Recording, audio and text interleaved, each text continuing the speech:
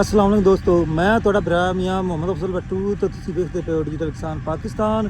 ਕਿਸਾਨ ਵੀਰ ਭਰਾਓ, ਅਗਰ ਤੁਸੀਂ ਦੁੱਧ ਦੇ ਵਿੱਚ ਇਜ਼ਾਫਾ ਕਰਨਾ ਹੈ ਤੇ ਫਿਰ ਜਨਾਬ ਮਕਈ ਦਾ ਸੈਲਜ ਬਣਾਓ ਤੇ ਮੱਝਾਂ ਗਾਵਾਂ ਨੂੰ ਪਾਓ। ਤੇ ਇਹ ਮਸ਼ੀਨ ਆ ਗਈ ਹੈ ਦੋਸਤੋ, ਬੈਕ ਸਾਈਡ ਤੇ ਮਕਈ ਮੌਜੂਦ ਤੇ ਇਹਦਾ ਜਨਾਬ ਸੈਲਜ ਬਣੂਗਾ ਤੇ ਤੁਹਾਨੂੰ ਵਿਖਾਣੇ ਮਸ਼ੀਨ ਦੀ ਪਰਫਾਰਮੈਂਸ ਤੇ ਨਾਲ ਹੀ ਮਜ਼ੀਦ ਗੱਪਸ਼ਪ ਕਰਨੇ ਆ।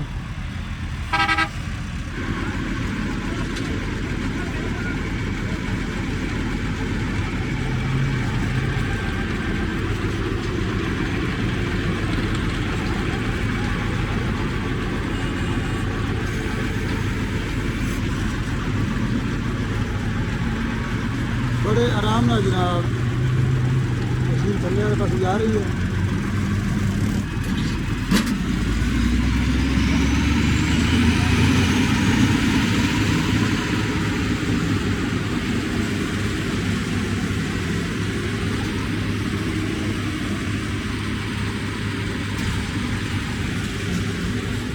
कमाल की ट्रेनिंग दोस्तों।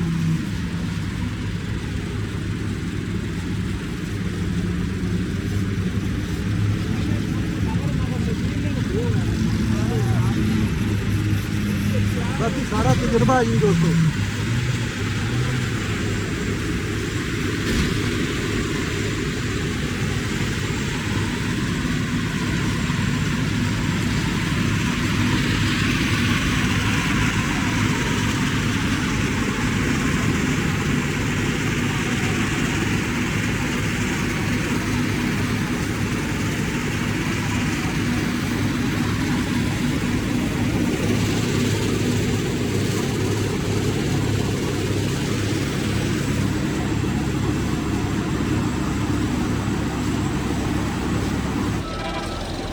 जबरदस्त गुड परफॉर्मेंस है। इस तरीके पहला फेरा जो दोस्तों मुकम्मल हो गया है तो नाल जो सैलज बनकर के पाया गया तो बहुत वधिया परफॉर्मेंस के तजुर्बे की इंतहा।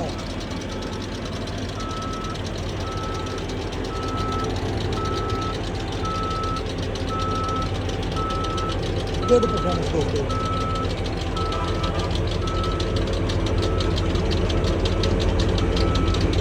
तो हम नवीन इजाज़त, ਤੁਹਾਡਾ ਭਰਾ ਮੀਆਂ ਮੁਹੰਮਦ ਅਫਜ਼ਲ ਬੱਟੂ। ਅੱਲਾਹ ਹਾਫਿਜ਼। ਪਾਕਿਸਤਾਨ ਜ਼ਿੰਦਾਬਾਦ।